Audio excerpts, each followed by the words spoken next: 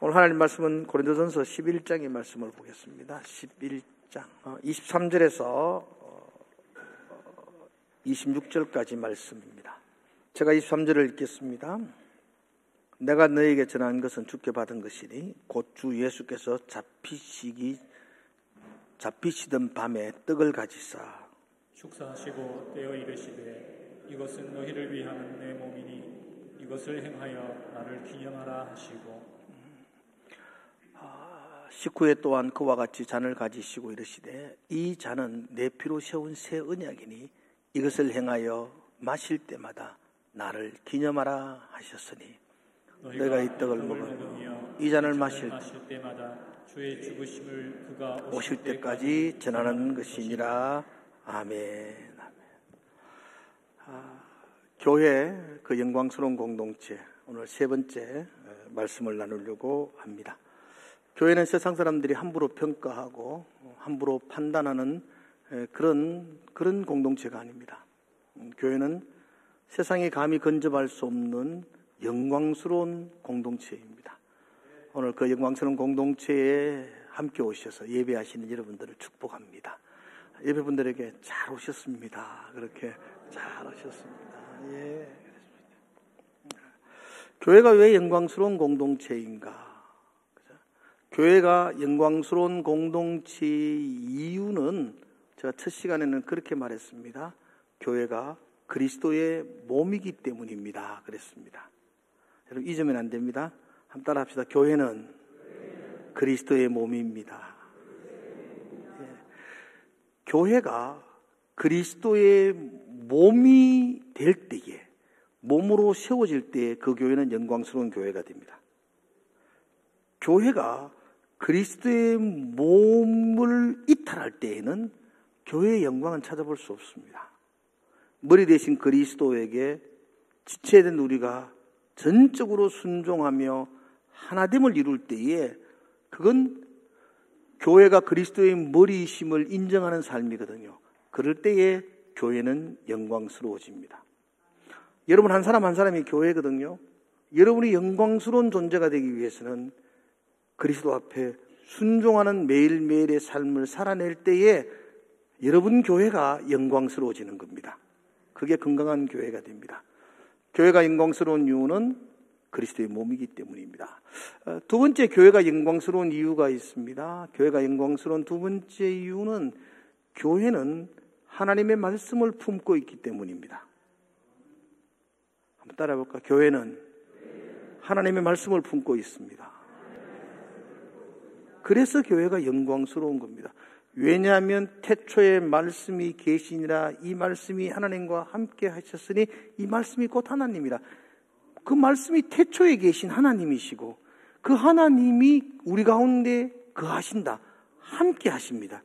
그래서 교회는 영광스러운 겁니다. 볼품없고 낡았고 그건 상관하지 않습니다. 그 공동체 안에 하나님이 계시기에, 그 공동체 안에 말씀이 있기에 그 교회는 영광스러운 공동체입니다. 그러니까 교회가 영광스럽게 되려면 말씀이 그 속에 함께 할 때 그 교회는 영광스러운 교회가 되는 것입니다. 오늘 세 번째, 교회 그 영광스러운 공동체 세 번째 시간의 주제는 성례입니다. 성례. 교회는 성례의 은혜가 있을 때 영광스러워집니다. 성례라는 말은 두 가지 예식을 합쳤습니다. 성찬과 세례가 성례라고 말합니다. 세례는 우리가 받으신 분들이 많죠. 내가 주 예수를 나의 왕 나의 구주로 고백하고 그 예수의 십자가의 피로 내가 사망에서 생명으로 옮겨졌음을 믿음으로 고백할 때에 우리가 세례를 받지요. 그죠? 그게 세례식이죠. 성찬은 세례받은 성도들이 주의 잔과 떡을 나누면서 그 은혜를 함께 기억하는 것, 그걸 우리는 성찬이라고 말하는데요. 오늘 저는 이 세례와 성찬 두 가지 다 하기는 시간이 부족해서 세례는 다음 기회에 이야기 좀 하고 오늘은 성찬에 대한 이야기를 좀 나누려고 합니다. 성찬이 올바르게 실행되어지는 교회는 영광스러운 교회가 되는 거예요. 성찬이 무너지면 성찬이 무너진다는 것은 성찬에 참여하는 성도들이 이게 뭔지도 모르고, 그죠? 어떤 의미도 모르고, 성찬하는 목적도 모르고, 그냥 그 성찬에 참여하게 될 때 교회는 영광을 잃어버립니다. 교회가 영광스러운 교회로 세워지려면 성찬의 참다운 의미와 목적을 아는 사람들이 그 장과 떡을 떼할 때에 성찬의 참다운 영광스러움이 회복되는 겁니다. 성찬에 대한 이야기를 할 때 제일 먼저 성찬은 그 23절에 보니까 내가 너희에게 전한 것은 주께 받은 것이니 이렇게 이야기하고 시작합니다. 이 말은 성찬은 주님이 명령하신 것이라는 뜻입니다. 그러니까 바울이나 제자들이 만들어낸 예식이 아니고 성찬은 주님이 직접 제정하신 거룩한 예식이라고 말합니다. 24절과 25절에서도 동일한 반복적인 이야기 하는데요. 이것을 행하여 나를 기념하라 이렇게 표현하거든요. 이 기념한다는 것, 주님이 직접 만드신 이 성찬을 너희는 행하여 나를 기념하라는 겁니다. 성찬이 주님이 제정하신 것이라는 이야기를 할 때 우리가 기억해야 될 것은 이건 중요한 예식이라는 겁니다. 교회 가운데 가장 중요한 예식이 이 성찬과 세례가 되는 거죠. 그래서 잊어버린다든지 또 뭐랄까요? 이게 잘못된 성찬을 행할 때에는 교회의 영광을 상실해 버리고 마는 것입니다. 그래서 여러분, 성찬은 주님이 만드신 것이다. 그래서 참 교회 가운데 중요하다는 것을 먼저 여러분들이 기억하면서 이 성찬에 대한 이야기를 함께 나누어 보려고 합니다. 조금 공부를 좀 하셔야 될 것 같아요. 오늘 조금 어렵더라도 공부하는 마음에서 성찬에 대한 이 교회 공동체마다 조금 다르게 이해하고 실행하는 공동체들이 있습니다. 그 성찬에 대한 몇 가지 다른 해석들이 있어요. 특별히 우리는 장로교라 그럽니다. 대한예수교 장로교. 장로교에서는 어떤 성찬 예식을 받아들이고 그것을 실행하고 있는지 또 여러분 좀 아시면 되겠어요. 많이 들어보셨겠지만 또 잘 모르시는 분도 많은 것 같아요. 요 정도만 알면 됩니다. 요 정도는 성찬에서 알아야 돼요. 성찬에 대한 몇 가지 이론이 있는데 첫 번째 이론이 화채설입니다. 들어보셨나요? 들어보셨다 그래요. 수박 화채 아니고 화, 변한다, 채, 몸. 그래서 우리가 성찬할 때 여러분 기억해 보세요. 떡이 있고 잔이 있잖아요. 그 목사가 기도하잖아요.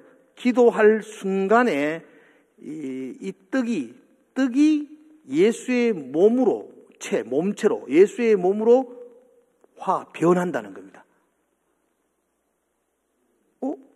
떡인데요. 떡 아니라는 겁니다. 기도하고 나면 그게 떡이 아니고 그때부터는 예수의 몸으로 실제의 몸으로 변한다.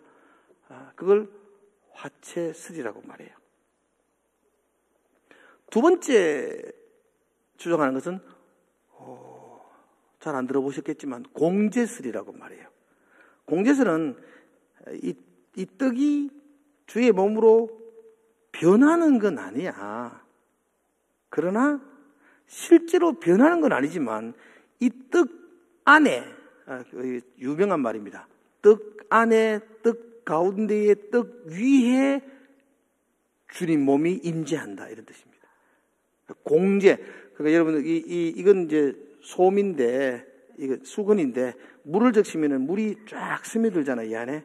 이 안에 물이 있는 것처럼 떡 안에 예수 그리스도의 몸이 내재한다. 함께한다. 공제, 같이 한다. 그래서 예수의 몸과 떡이 함께한다. 그래서 공제설을 주장합니다. 두 가지 이야기였습니다. 화채설, 공제설. 세 번째 주장은 제가 말하는 거 요 정도는 교회 다니는데 알아두시라고 말하는 거예요. 알아두셔야 돼요. 세 번째는 영적 임재설을 말해요. 이 떡이 몸으로 변하는 것 아니고 이 떡 안에 예수의 몸이 쑥 스며드는 것도 아니고 이 떡 가운데에 예수 그리스도가 성령으로 임재한다는 겁니다. 임재한다. 그래서 실체가 변하는 게 아니고 영적으로 임재한다. 그래서 우리가 떡을 대할 때에 이 떡이 단순한 카스테레가 아니고 주의 몸이라는 마음으로 그 떡을 받고 잔을 받는다. 그래서 그걸 영적 임재설이라고 말해요. 네 번째 주장이 있는데 그것을 기념설이라고 말해요. 이 떡이 어떻게 변하는 것도 아니고 이 떡이 뭐 어떤 신령한 게 되는 게 아니고 우리가 이 떡과 잔을 먹을 때마다 예수의 십자가를 잊지 않고 기념하는 것, 그렇게 하기 위한 예식이 성찬이다. 그렇게 말해서 그걸 기념설 이렇게 말해요. 자, 외우셨나요? 처음에 뭐죠? 화채, 그 다음에 공제, 그 다음에 영적 임재, 그 다음에 기념설. 그럼 우리 장로교는 어느 걸 선택할 것 같아요? 자, 화채. 아멘. 화채? 아멘. 예, 화채설은 로마 가톨릭 교회가, 성당은 그렇게 하고 있어요. 성당은 지금도 떡이 예수의 몸으로 확 바뀐다는 거예요. 그래서 떡을 성도들이 집어 먹으면 될까 안 될까? 주의 몸이 부서질 수 있으니까 이걸 그냥 이렇게 신부님이 이렇게 벌리라 그래가지고 햇바닥 위에 딱 놔줍니다.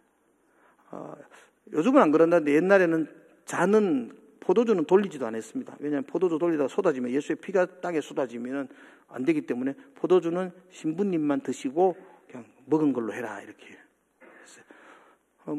비난하지 마세요, 여러분들. 뭐 바뀌나 이렇게 하지 마세요. 그만큼 성찬을 대할 때에 그만큼 주의 몸이 완전히 몸이 되었다는 그 믿음으로 그 떡을 대하는 굉장히, 그래서 그때 그 떡과 잔은 예수의 몸과 피가 실제라는 겁니다. 로마 가톨릭은 지금도 그렇게 성찬을 대하고 있어요. 공제설, 그 속에 그 안에 그 가운데 예수님이 임재하신다. 실제로 임재하신다. 실제로 임재하신다. 여러분, 그 공제설과 영적 임재설은, 공제설은 실체 몸으로 임재하신다. 영적 임재설은 영으로 임재하신다. 이런 뜻이에요. 그 실제로 임재하신다고 말했던 거 2번. 아멘. 우리가 2번이다. 아멘. 아무도 안 계시네요. 어느 정도 지금 상식은 있는 것 같아요. 이건 이제 루터가 주장한 겁니다. 마르틴 루터, 종교개혁했던 마르틴 루터가 주장했어요. 마르틴 루터가, 지금도 그래, 루터교나 영국 성공회는 그 가톨릭에서 확 바뀐 게 개신교인데 중간쯤 바뀐 게 이제 루터교나 성공회인데 거기는 공제설을 주장하고 있어요. 자, 그럼 세 번째, 영적 임재설을 우리 장로교가 주장한다. 영적 임재설, 아멘이십니까? 7명이 아멘 하죠. 그럼 네 번째, 기념설을 우리가 주장한다. 아멘이십니까? 예, 그러시구나. 18명. 나머지는 모르겠다는 거죠. 대부분. 그 모르죠? 뭐 모르겠습니까? 답은, 여러분들이 기념설을 많이 아멘하시는 이유는 제가 기념설을 좋아하기 때문이에요. 17전 성찬할 때마다 제가 기념설을 계속 이렇게 은연중에 이야기했어요. 그래서 기념설이 여러분 머릿속에 가득 안기는데, 우리 장로교 칼빈이 주장한 것은 영적 임재설이에요. 영적 임재설. 근데 저는 기념설을 좋아해요. 좋아하는데 이게 이제 방송에 나가서 뭐 진량지엘 김종호 목사님이 기념설을 주장한다 이러면 내가 이단이 되는 거니까. 그래, 나는 영적 임재설을 주장합니다. 그러나 기념설을 좋아합니다. 그런데 기념설은 왜 조금 이렇게 우리 장로교에서 반대하느냐면 그냥 기념만 하는 거죠. 그래서 성찬 끝나고 나면 포도주, 성찬 끝나고 나면 떡. 권사님들 어떻게 해요? 우리 교회는 성찬 끝나고 나면 떡 어떻게 해요? 말도 안 하네. 안 해보셨나요? 재택 권사님, 떡 어떻게 해요? 나나무 붑니까? 그러면 버려요. 그 우리 권사님들 대부분은 보니까 이렇게 땅을 파서 거의 버려요. 그러니까 기념설을 주장하면은 아들 주고 나나무도 됩니다. 기념만 하고 기념 끝나고 나면 다 나나무여야 되지. 아무것도 의미가 없잖아요. 그런데 우리는 영적인 임재가 그 속에 있다 생각하니까 그것을 아주 조심스럽게 이렇게 귀하게 다루는 거지요. 그리고 우리 장로교 칼비니즘은 영적 임재설을 주장하고 있다는 거 기억하시고, 그러나 기념설이나 영적 임재설은 동일하게 개혁교회가 주장하는 상징성 있는 주장이다. 그렇게 보셔야 돼요. 자, 장로교는 뭘 주장한다고요? 그렇게 학교 공시험 칠 때는 그래 적어야 돼요. 영적 임재설 그렇게 적으셔야 됩니다. 아무튼 본격적으로 이 성찬은 어떤 의미가 있느냐 그걸 아셔야 돼요. 성찬을 여러분 떡과 잔을 대할 때마다 뭘 생각했었어요? 예수님 생각하셨어요. 예, 그렇게 생각하시고 대하셨는지, 아니면 그냥 이렇게 스쳐 지나가면서 떡 먹고 잔 마셨는지. 자, 오늘은 우리가 그 떡과 잔을 대할 때에 무슨 마음으로 그 떡과 잔을 대해야 되는지를 여러분 오늘 정확하게 공부하셔야 돼요. 그래서 다음에 성찬할 때마다 오늘 제가 성찬했으면 참 좋았었는데 미리 준비를 안 해가지고 성찬을 못 하는데, 성찬식을 다음에 우리가 부활절이나 송구예식 때 성찬식 할 때에는 이 성찬의 의미를 이렇게 생각하고 성찬에 대하는 거, 그럴 때에 교회가 영광스러워지는 것입니다. 자, 첫 번째, 성찬을 대할 때 성찬에 어떤 의미가 있느냐 할 때요, 첫 번째 성찬은 감사입니다. 한번 따라합시다. 성찬은 감사입니다. 예, 기억하셔야 돼요. 저는 막 은혜는 받는데 나가면 다 이자 분다는 사람들이 적자 생존입니다. 꼭 적어 놓으세요. 그러니까 여러분들 성찬은 우리가 매번 대하는 거고 정말로 교회를 영광스럽게 하는 거라면 성찬은 뭐다? 할 때 감사입니다. 초대교회는 성찬을 부를 때에 우리는 성찬식 그런데 초대교회는 성찬을 부를 때 유카리스트 이래 불렀어요. 유카리스트, 감사라는 단어거든요. 성찬은 감사식이다 이렇게 불렀어요. 그러니까 초대교회는 성찬을 임할 때 감사라고 불렀어요. 그렇게 불렀던 이유가 24절에 보면 예수님이 축사하시고 할 때 그 축사라는 단어가 감사라는 단어예요. 유카리스트, 감사라는 단어예요. 그래서 초대교회 성도들은 성찬을 감사라 이렇게 이름을 불렀다고요. 그건 설명할 이유가 없겠죠. 여러분, 주의 떡과 잔을 대할 때마다 난로에 몸을 찢으시고 십자가에 피를 흘리신 그분의 죽으심으로 말미암아 내가 사망에서 생명으로 옮겨졌다, 살아났다. 그분의 십자가의 은혜가 내게 임했다. 그래서 나는 감사. 그래서 성찬은 그냥 감사합니다, 감사. 그 성찬의 떡을 그리고 잔을 대할 때마다 여러분의 가슴 속에는 그 감사가 넘치기를 축복을 드립니다. 빵 한 조각 먹는다고 배부른 것도 아니고 떡 한 조각 먹는다고 해가지고 그거 뭐 맛있는 별미도 아닌데 우리가 그 떡과 잔을 보면서 가슴으로 눈물을 흘리며 감격하는 이유는 그 떡과 잔 예수님을 생각하기 때문이죠. 그 십자가를 생각하기 때문이죠. 그래서 그 생각할 때마다 나 같은 죄인 살리신 그분께 감사하는 것이죠. 감사. 네, 그죠? 오늘 성경 여기서 이것을 행하여 나를 기념하라라고 24절과 25절에 반복적으로 이야기하잖아요. 이 기념한다는 말은요, 다른 말로 표현하면 기억하라, 생각하라는 겁니다. 이것을 행할 때마다, 떡을 들 때마다, 잔을 들 때마다, 이것을 행할 때마다 기억해야 돼. 너 생각해야 돼. 그냥 먹고 그냥 마시지 말고 너 생각해야 돼. 기억해야 돼. 널 위해 십자가 지시고 그래서 너에게 새 생명을 주신 그 예수님을 너 기억해야 돼. 생각해야 돼. 그게 성찬입니다. 성찬은 그래서 감사합니다. 날 위하여 중한 고통 받아서 대신 죽은 그 은혜 감사합니다. 그게 성찬입니다. 그렇게 찬송하는 거 그게 성찬입니다. 여러분, 성찬이 언제 시작되어졌는가? 최초의 성찬을 기억하세요? 성찬을 언제 행했죠, 예수님이? 그냥 뭐 맨날 떡 먹고 잠 먹고 하면서 바빠가지고 뭐 그냥 성찬이 언제 시작된지 모르죠. 예수님이 여기 오늘 말하잖아요. 여기 오늘 예수께서 잡히시던 밤에 떡을 떼시고 그 잡히시던 밤이 겟세마네 동산에 잡히시던 그날 밤이거든요. 그 밤이 언제였냐면 6월절이었거든요. 6월절 식사시간, 6월절 만찬을 예수님은 성찬으로 바꾸어 주셨어요. 새 언약을 너에게 주겠다. 6월절이라는 옛 언약의 만찬 시간에 예수님은 새 언약을 너에게 주겠다 하시며 떡과 잔을 나누셨거든요. 그러므로 이 6월절이 성찬의 연장선상입니다. 신약의 성찬이 6월절이죠. 6월절이 어떤 절기였나요? 애굽에 종되었던 그 이스라엘 백성들을 하나님이 출애굽시키고 구원하게 시키는 거죠. 어떻게 하셨나요?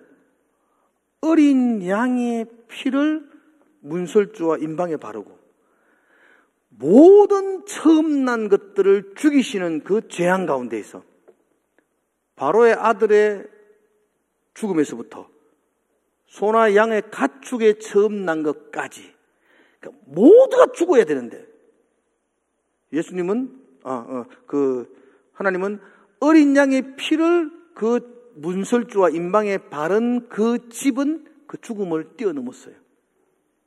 패스오버했다는 거죠. 뛰어넘었다. 그래서 6월이라는 거예요. 6월.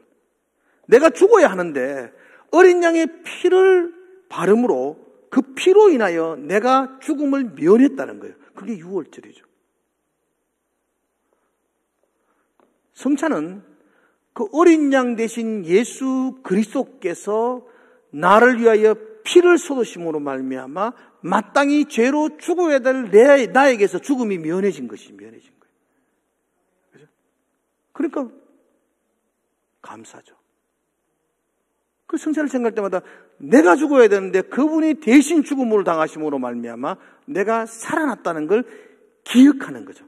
생각하는 거죠. 그걸 생각할 때마다 감사하죠. 그래서 여러분 성찬을 대할 때마다 여러분 감사가 여러분 가슴 속에서 넘쳐나기를 주의 이름으로 축복합니다. 자, 성찬은 뭐라고요? 성찬은 감사예요.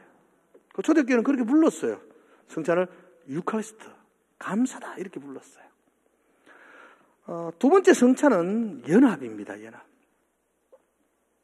성찬은 연합이다 그렇게 해서 커뮤니움이라고 불렀어요. 그러니까 초대교인들이 그렇게 성찬을 불렀어요. 커뮤니움, 연합, 교제 이렇게 불렀어요.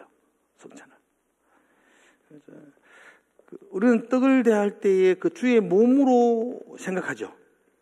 인정하잖아요. 잔을 대할 때 주의 피로 우리는 믿잖아요.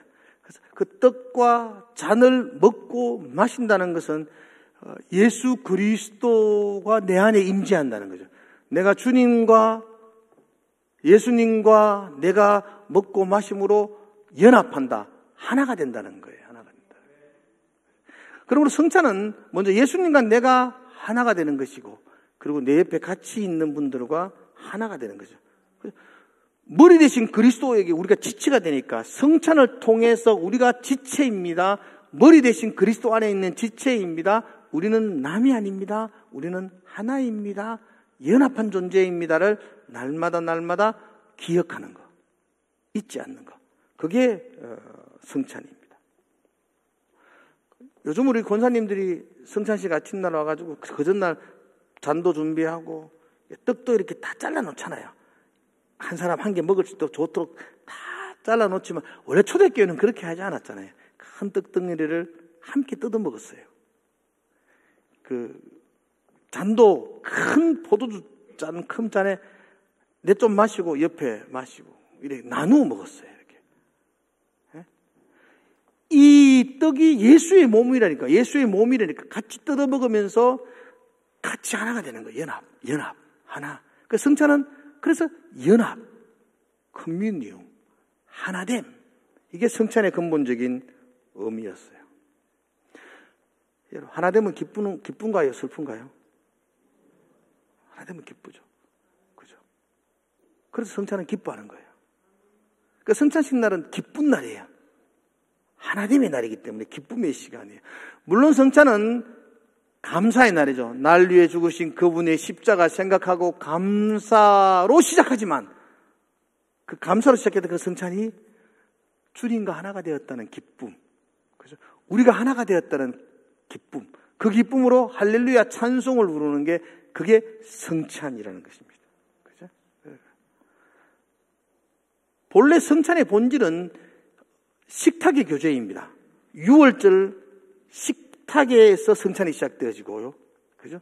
그리고 떡과 잔을 나누는 것이 그게 초대교회도 그게 식사였어요. 식사. 예찬이라 식사였다고요. 성찬은 원래 식탁의 교제예요. 예수님과 함께 식사를 하는 거예요. 기뻐요, 슬퍼요? 예수님과 함께 식사하면 기뻐요, 슬퍼요? 그래서 성찬을 드리면 기쁜 얼굴로 성찬하셔야 돼요.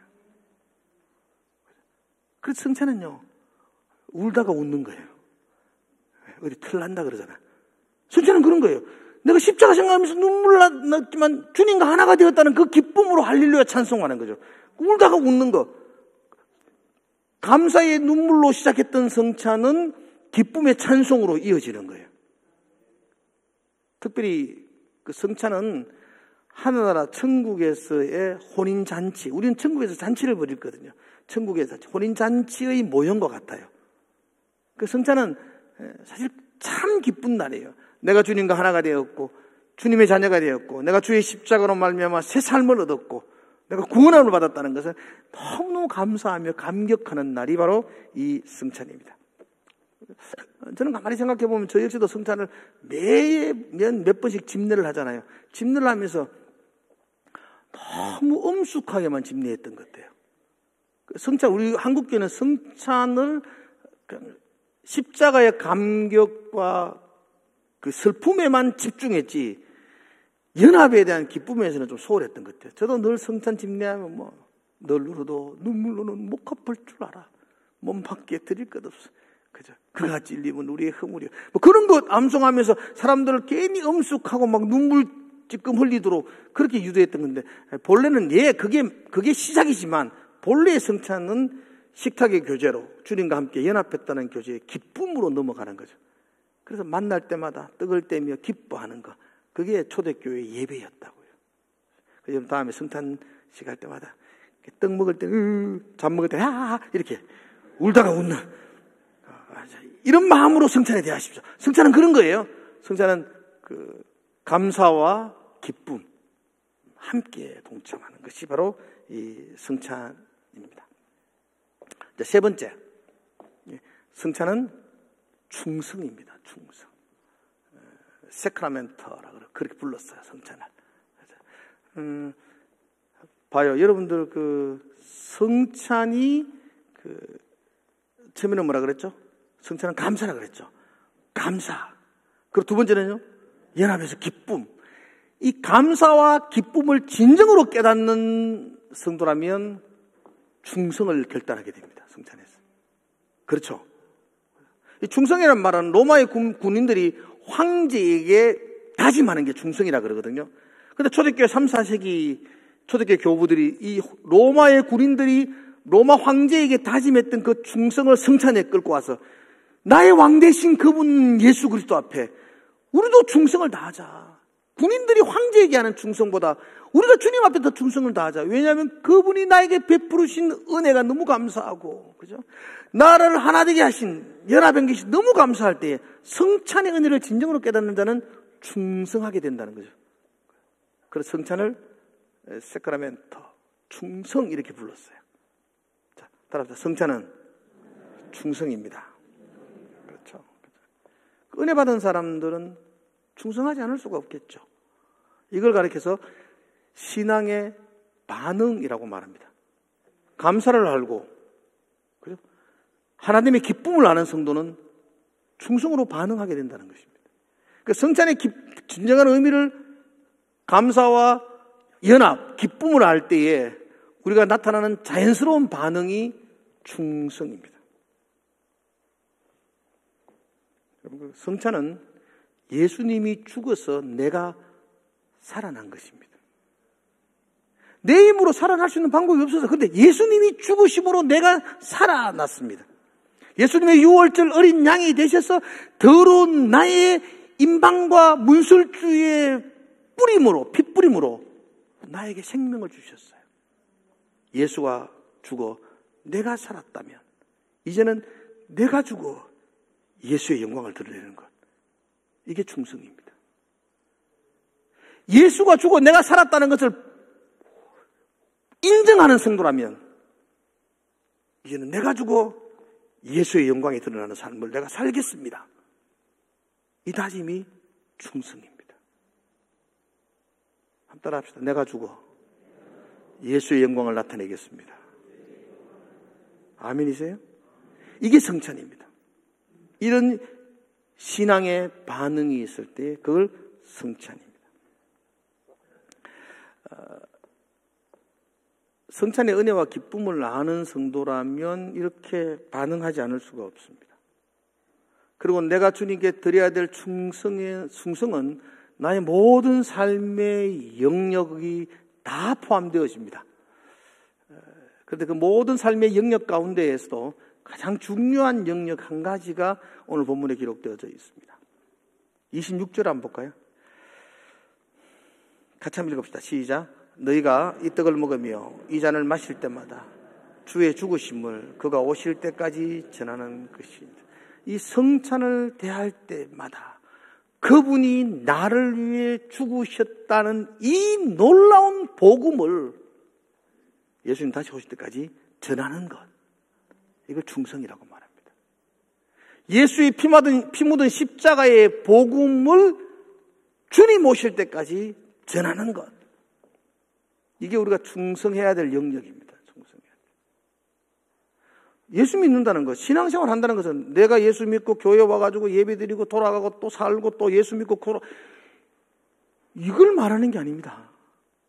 여러분이 예수 믿고 정말 여러분들이 그 예수의 십자가의 은혜를 입었다면 주의 죽으심을 전하는 것, 이게 우리의 목적이죠.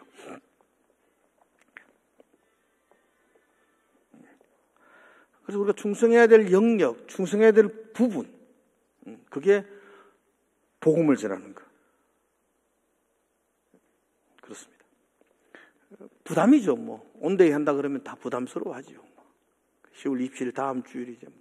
아직도 작정을 못 하시고, 어째 다음 주일은 때리치우고 안 나올까, 이런 생각도 하시고, 들풀이 있는데, 여러분 눈빛에서 온캐도 벌써 고개를 숙여요. 벌써 고개를 숙이고. 죄인된 심정으로.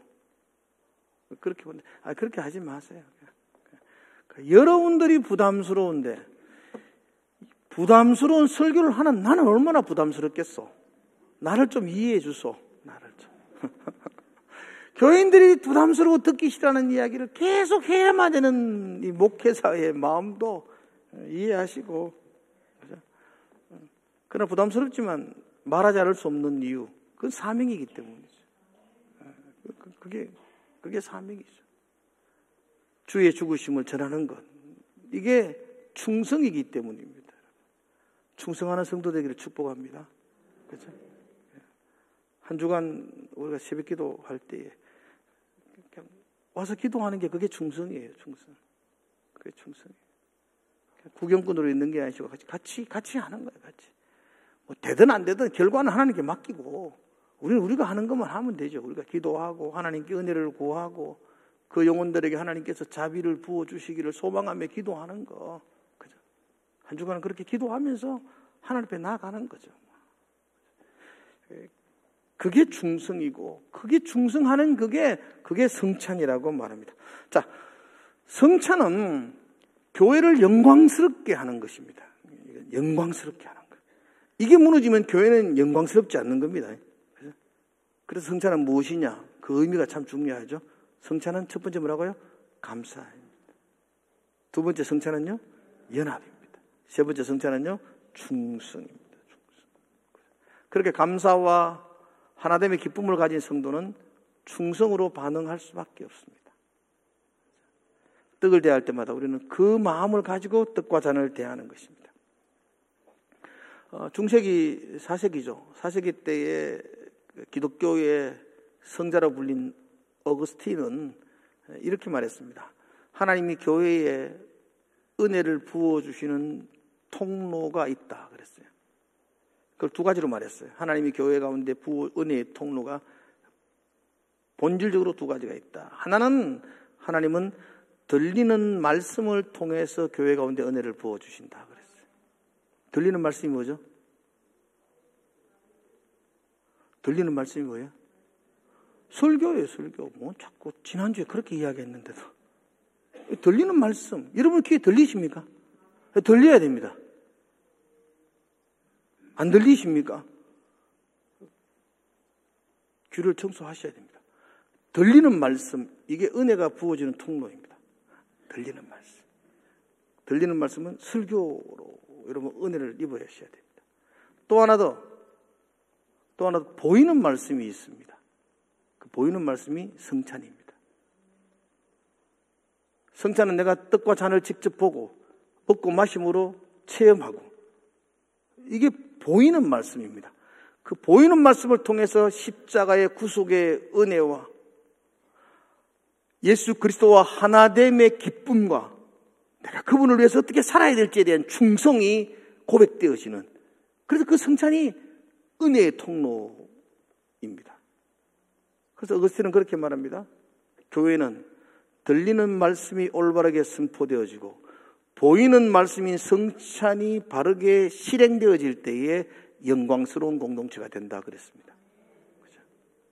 나와서 떡 하나 먹고 잔 하나 마시고 그렇게 아무 생각 없이 지나가는 성찬이 아니고, 그 떡과 잔을 대할 때마다 십자가의 은혜에 대한 감사와 주님과 하나가 되었다는 그 연합의 기쁨, 그리고 내가 이제 어떻게 살아야 될지에 대한 결단, 충성, 그럴 때에 교회는 영광스러워집니다. 여러분이 영광스러워진다는 거죠. 성도가 영광스러워진다는 이야기입니다. 어떤 분들은 저에게 그렇게 말을 합니다. 목사님, 저 세례 다시 받고 싶어요. 세례 다시 받고 싶어 하는 분들이 의외로 있습니다. 왜냐하면 군대에서 얼떨결에 세례 받은 분들이 있거든요. 또 어떤 분들은 뭐 중학교 때 엄마가 막 떠밀려가지고 그냥 세례 받았던, 너무 어릴 때 세례 받았던, 특별히 유아세례를 받은 사람들은 기억도 안 나. 유아세례 어떻게 받은지. 유아세례 받았고 놓고 그냥 입교라고 뭐 하긴 했는데 언제 했는지도 모르겠고 세례에 대한 기억이 없어요. 나 다시 한 번 더, 내가 내 주 예수 그리스도를 나의 왕 나의 구주로 고백하고 난 이후에 다시 한 번 더 그 감격적인 세례를 받고 싶어하는 분들이 있어요. 충분히 이해가 갑니다. 충분히.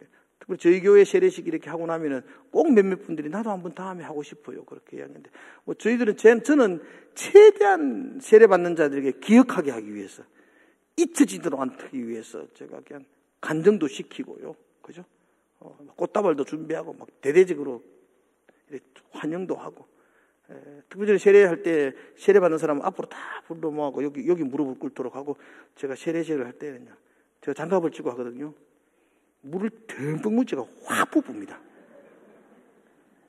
저는 원래 그 세례하는 사람을 데리고 침례처럼 금호강에 확 빠져갔다가 꼴깍꼴깍하고 딱 뜯겨 이렇게 하고 싶어요. 왜냐하면 세례는 내가 죽고 그리스도 안에서 새로운 삶을 사는 거니까 죽음의 경험이 있어야 세례거든요. 죄로 말미암아 내가 죽는 게 세례니까. 그런데 그렇게 못하니까 내가 여기서라도 잊지 말으라고 그냥 물을 그냥 확 부어가지고, 머리 막 파마이가 잘 왔는 분들로 막 확 부읍니다. 내가 그렇게 기억하라고 그렇게 합니다. 그 중학교 2학년 아들은 머리 부으면요, 지기는 세례가 아무 의미가 없어요. 그러나 니는 의미 없어, 나는 의미가 있다. 니 하나 깨닫다고 하고 싶다. 나는 그렇게 합니다. 나는 그렇게 기억하라고, 느끼라고 하는데, 그런 기억이 없는 분들은 세례를 다시 받고 싶다, 그렇게 말하는 분도 있습니다. 그러나 여러분, 이해는 가는데 그럴 필요 없습니다. 세례 2번 받을 필요 없습니다. 세례의 연속이 성찬입니다. 주의 잔과 떡을 대하는 게 그게 세례입니다. 그때에 날 위해 십자가 주신 그분의 은혜 앞에 감격하고 감사하고, 그죠? 내가 그리스도와 하나가 되었다. 내가 이제 죄에 대해서 죽고 의에 대해서 살아났다는 그 하나됨에 대한 기쁨으로 잔과 떡을 대하고, 그리고 이제 내가 주를 위해 살아야지. 이제 내가 사는 것은 나를 위해 십자가를 지신 주 예수를 위해 사는 것이니라. 그런 결단과 고백, 충성에 고백하는 것, 그게 세례거든요. 그게 성찬입니다. 그게 성찬이거든요. 그러므로 세례를 2번 받을 필요 없이 성찬을 접할 때마다 그게 세례 받는 거예요. 세례 받는 거예요. 그 세례의 기분으로 성찬을 접하는 거. 그게 성찬을 대한 우리의 마음이어야 합니다. 앞으로 우리가 성찬을 계속 1년에 2-3번씩 계속 성찬할 텐데, 그때마다 여러분 이 마음을 잊지 않았으면 좋겠습니다. 자, 성찬은 뭐라고요? 성찬은 감사입니다. 감사입니다. 2번째 성찬은 뭐라고요? 연합입니다. 3번째 성찬은 뭐죠? 충성. 그래서 충성까지 결단하셔야 됩니다. 그럴 때 교회는 영광스러운 교회가 됩니다. 그럴 때 여러분이 영광스러운 성도가 된다는 거예요. 여러분들이 영광스러운 교회. 근데 이게 무너지면 초라한 그리스도인이 됩니다. 주일날 성경책만 끼고 왔다 갔다가 세상 속에서 그리스도인이라는 영향력이 하나도 없는 아주 소금기 다 빠지고 짓밟힌 그런 초라한 그리스도인으로 인생을 살아가게 됩니다. 날마다 그 영광 가운데 있는 성도, 성찬의 기쁨을 맞이할 때 영광스러운 교회 회복할 수 있습니다. 우리가 그런 교회 되기를 주의 이름으로 축복을 드립니다. 기도하겠습니다. 사랑하는 아버지 하나님, 나를 교회로 부르신 것 감사합니다. 그리스도의 몸이 되게 하신 것 감사합니다. 그 영광스러운 교회로 살아가게 하여 주시옵소서. 잊지 않게 하여 주시옵소서. 기념하며 살게 하여 주시옵소서. 그 감사, 그 하나됨의 그 연합의 기쁨, 그래서 내가 날마다 주를 위해 살겠습니다. 충성을 다짐하며 나가는 우리의 삶이 되게 하여 주시옵소서. 예수님 이름으로 기도드리옵나이다.